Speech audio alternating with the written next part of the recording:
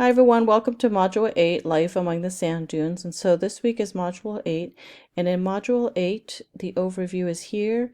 Remember to read over the learning outcomes and be sure to get into the PowerPoint for all the content about the sand dunes. So you're going to see, first of all, a little geography about the sand dunes, how they're caused, how they're formed, and then we're going to get into the flora and fauna in the sand dunes, the geography, the locations, where they can be found.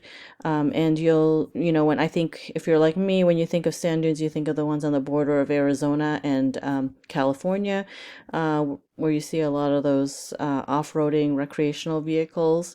And so slide 16 goes into the distribution of the Aeolian sand in the southwestern United States. And so you're going to see some that are mostly stabilized and some that are still active.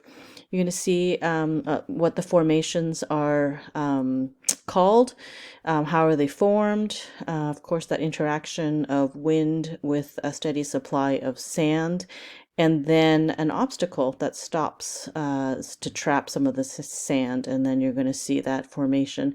So, and then the parallelism is another really important theme that comes out here. So parallelism, their dunes are not only found in sandy deserts, nor are they always made of sand. So it's a geological version of parallelism where you have similar geographic developments, but in different geographic locations, and with different materials under different conditions. So for example, so you can have snow dunes, right, under similar circumstances where there's wide open, windswept areas or land, and they will both form dunes, and you can see here the same kind of effect with snow.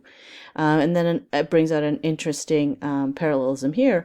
What does our knowledge about sand dunes on Earth let us know about Mars? And so you can see this image from the surface of Mars looks a lot like our sand dunes. So might we infer, therefore, that Mars might be windy, right, and have some sort of particulate matter, like similar to snow or sand. So those are some interesting themes that come out from this slide show. But remember to take notes to prepare for that content quiz, and you'll learn also a lot about the desert dwellers and the flora and fauna that live there. So next, we're going to go on to think about your next tasks, your labs. You have the desert identifications. Remember to highlight the keywords in the description, correctly match them. You have your lab quiz, and then you are going to work on your Sonoran Desert fact sheet, the fourth one. You're going to start it this week. Be sure to complete one this week, and then the next week you'll complete the other one. They take time, and remember to include all the items on the rubric, and remember that you have an example one here that you can follow as an example. All right, have fun with Module 8.